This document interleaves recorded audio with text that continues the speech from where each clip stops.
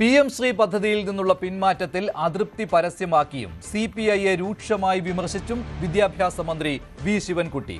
PM Shri അടഞ്ഞ അധ്യായമല്ല. പദ്ധതിയിൽ നിന്നുള്ള പിന്മാറ്റം കേന്ദ്രമന്ത്രിയെ നേരിട്ട് അറിയിച്ചു. SSK ഫണ്ട് കിട്ടിയില്ലെങ്കിൽ അതിന്റെ ഉത്തരവാദിത്തം ഏറ്റെടുക്കില്ലെന്നും ബന്ധപ്പെട്ടവർ ഏറ്റെടുക്കണമെന്നുമാണ് മന്ത്രിയുടെ നിലപാട്. ഇത് വിജയത്തിന്റെയും പരാജയത്തിന്റെയും പ്രശ്നമല്ലെന്നും മന്ത്രി. ആരുടെയും ഇടപെടൽ കൊണ്ടല്ല പിന്മാറിയതെന്നും മന്ത്രി പറയുന്നു. കേന്ദ്ര ഫണ്ട് അവകാശമാണ്, ആരുടെയും ഔദാര്യമല്ല. RSS നയം സംസ്ഥാനത്ത് നടപ്പാക്കില്ലെന്നും വിദ്യാഭ്യാസ മന്ത്രി. അദ്ദേഹത്തിന്റെ വാക്കുകളിലേക്ക്. PM ശ്രീ ഈ വിഷയത്തിൽ സംസ്ഥാന സർക്കാർ സ്വീകരിച്ച നിലപാട് കേരളത്തിലെ പൊതുവിദ്യാഭ്യാസ മേഖലയുടെ താൽപര്യങ്ങൾ സംരക്ഷിക്കുവാനുള്ള ഒരു ഭരണപരമായ ബാധ്യതയുടെയും വിട്ടുവീഴ്ചയില്ലാത്ത രാഷ്ട്രീയ നിലപാടിന്റെയും സംയോജനമാണ് എന്ന് വ്യക്തമാക്കുവാൻ ഞാൻ ആഗ്രഹിക്കുന്നു. നാം വ്യക്തമാക്കിയതുപോലെ കേന്ദ്രാവിഷ്കൃത പദ്ധതികൾ വഴി സംസ്ഥാനങ്ങൾക്ക് ലഭിക്കുന്ന ഫണ്ട് കേരളത്തിന്റെ അവകാശമാണ്. അതാരുടെയും ഔദാര്യമല്ല. ഈ ഫണ്ട് ഉപയോഗിക്കുന്നത് ഭിന്നശേഷി കുട്ടികൾ, പാർശ്വവൽക്കരിക്കപ്പെട്ട വിഭാഗങ്ങൾ തുടങ്ങിയ അർഹതപ്പെട്ടവർക്ക് വേണ്ടിയാണ്. ഈ ഫണ്ടിനായി ശ്രമിക്കുന്നത് സംസ്ഥാനത്തിന്റെ ഭരണഘടനാപരമായ കടമയും ജനങ്ങളോടുള്ള പ്രതിബദ്ധതയുമാണ്.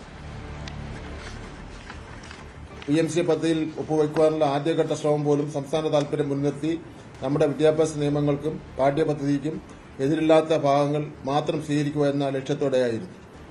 വിദ്യാഭ്യാസത്തിന്റെ മതനിരപേക്ഷതയും പുരോഗമന സ്വഭാവവും കാത്തുസൂക്ഷിക്കുക എന്നത് ഇടതുപക്ഷ പ്രസ്ഥാനങ്ങളുടെ അടിയുറച്ച നിലപാടാണ്. അതിൽ ഒരു വിട്ടുവീഴ്ചയുമില്ല. കേരളത്തിന്റെ പൊതുവിദ്യാഭ്യാസ സംരക്ഷണ യജ്ഞം ഒരു പദ്ധതിയെ ആശ്രയിച്ചല്ല മുന്നോട്ട് പോകുന്നത്. അത് നമ്മുടെ നയമാണ്. ഈ നയം ശക്തിപ്പെടുത്തുവാൻ സംസ്ഥാനത്തിന് അർഹതപ്പെട്ട എല്ലാ ഫണ്ടുകളും നേടാൻ നമ്മൾ ഇനിയും ശ്രമിക്കും. PM ശ്രീ പദ്ധതിയിൽ നിന്ന് പിന്മാറുന്നതായി കാണിച്ചുകൊണ്ട് ഇന്നലെയാണ് കേന്ദ്രത്തിന് കത്തയച്ചത് സംസ്ഥാന സർക്കാർ.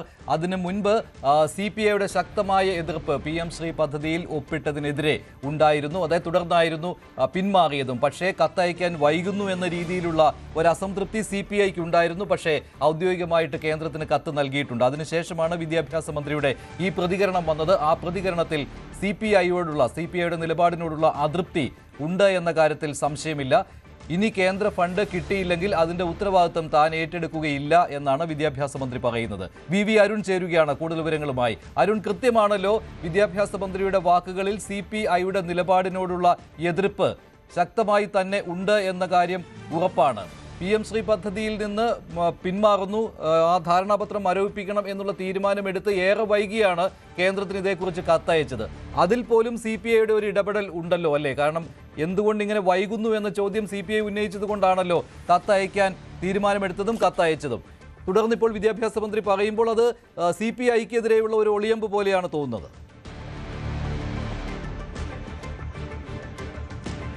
ഒളിയമ്പല്ല മഞ്ജുഷ, വളരെ പ്രത്യക്ഷമായി തന്നെ പേര് പറഞ്ഞില്ലെന്ന് മാത്രം. നമ്മൾ ആവർത്തിച്ച് ചോദിച്ചു അദ്ദേഹത്തോട്, ഇത് CPIക്കെതിരായ വിമർശനമല്ലേ?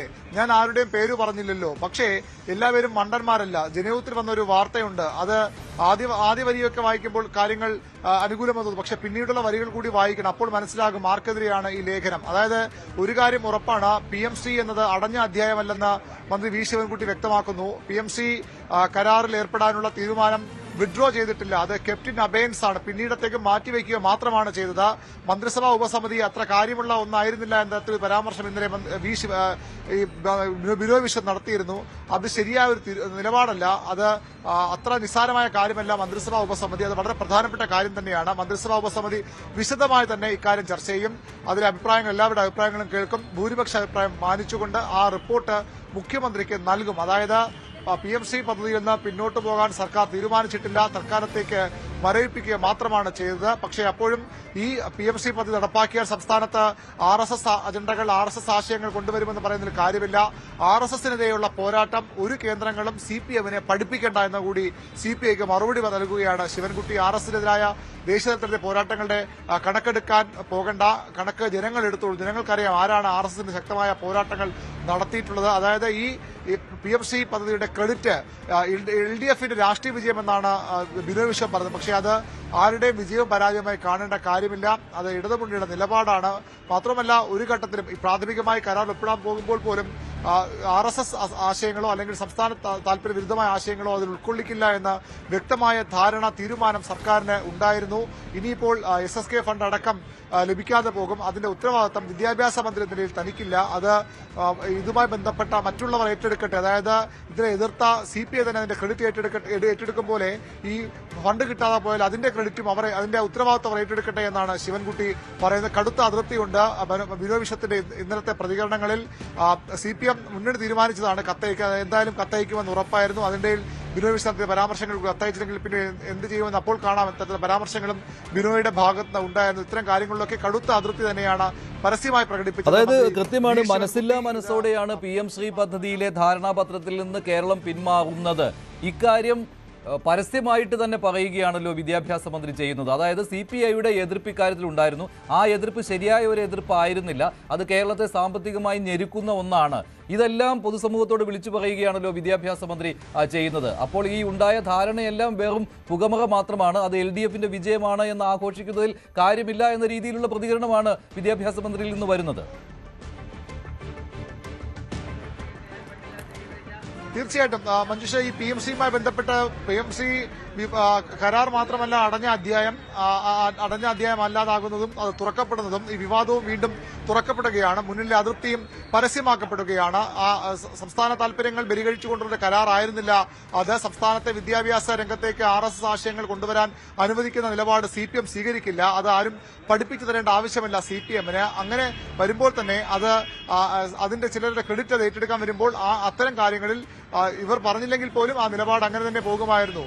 ഇവർ പറഞ്ഞതുകൊണ്ടല്ല ഈ കരാറിന് പിന്മാറുന്നത്, മുന്നണിയുടെ താല്പര്യമാണ്. ഒരു കാര്യം കൂടി ശിവൻകുട്ടി പറഞ്ഞത് തദ്ദേശ തെരഞ്ഞെടുപ്പാണ് ഇപ്പോൾ, അതുകൊണ്ട് കൂടുതൽ കാര്യങ്ങൾ പറയുന്നില്ല, അല്ലെങ്കിൽ ഇനിയും പറയാനുണ്ടായിരുന്നു എന്നുകൂടി ശിവൻകുട്ടി പറയുകയാണ്. ഈ വിഷയത്തിൽ CPI എടുത്ത ഒരു നിലപാട് അത് സംസ്ഥാനത്തിന്റെ താല്പര്യങ്ങൾക്ക് വിരുദ്ധമായ നിലപാടെന്ന ഒരു പരോക്ഷ സൂചന കൂടിയാണ്. ഈ CPM വിദ്യാഭ്യാസ വകുപ്പ് ഏർപ്പെടാൻ തീരുമാനിച്ച കരാർ ഒരു കാരണവശാലും സംസ്ഥാനത്തെ താല്പര്യങ്ങൾ, സംസ്ഥാനത്തെ മുന്നണി രാഷ്ട്രീയത്തിന്റെ നയപരമായ തീരുമാനങ്ങൾ, വ്യതിയാനം ഉണ്ടാക്കുന്ന കാര്യമായിരുന്നില്ല. നയപരമായ തീരുമാനം തന്നെയായിരുന്നു. ഒരു തരത്തിലും RSS ആശയങ്ങൾ ഇവിടെ കൊണ്ടുവരാൻ അനുവദിക്കില്ലായിരുന്നു. എന്നിട്ടും ഇത്തരം ഒരു വിവാദം ഉണ്ടാക്കുകയും അതിന്റെ ക്രെഡിറ്റ് പിന്നീട് അടിച്ചെടുക്കാൻ CPI ശ്രമിക്കുകയും ചെയ്യുന്നു എന്ന ഒരു വികാരമാണ് ശിവൻകുട്ടി. ശരി അരുൺ, ബിനോയ് വിശ്വത്തിന്റെ പ്രതികരണം കൂടി ഇക്കാര്യത്തിൽ വന്നിട്ടുണ്ട്. അദ്ദേഹത്തിന്റെ പ്രതികരണം കൂടി കേൾക്കാം. ബിനോയ് വിശ്വം.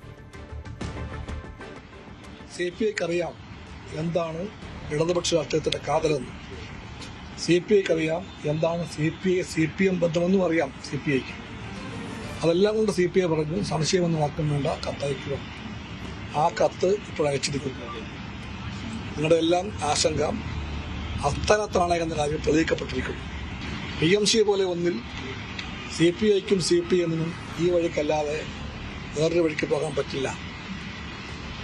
RSSന്റെ വിദ്യാഭ്യാസ അജണ്ട നടപ്പിലാക്കാൻ വേണ്ടിയുള്ള NEPയുമായിട്ട് ബന്ധപ്പെട്ട ഒരു പദ്ധതിയിൽ തീർച്ചയായിട്ടും ഇപ്പോൾ കേൾക്കേണ്ട തീരുമാനമല്ലാതെ മറ്റൊരു തീരുമാനം CPIക്കും CPMനും ചിന്തിക്കാൻ പോലും കഴിയില്ല. ഈ വിജയം ഇന്ത്യയിലെമ്പാടും RSSന്റെ വിദ്യാഭ്യാസ രംഗത്തെ നുഴഞ്ഞുകയറ്റ പ്രവണതയ്ക്കെതിരായിട്ടുള്ള വിജയമാണ്. ബിനോയ് വിശ്വത്തിന്റെ വാക്കുകളാണ് ഈ കേട്ടത്.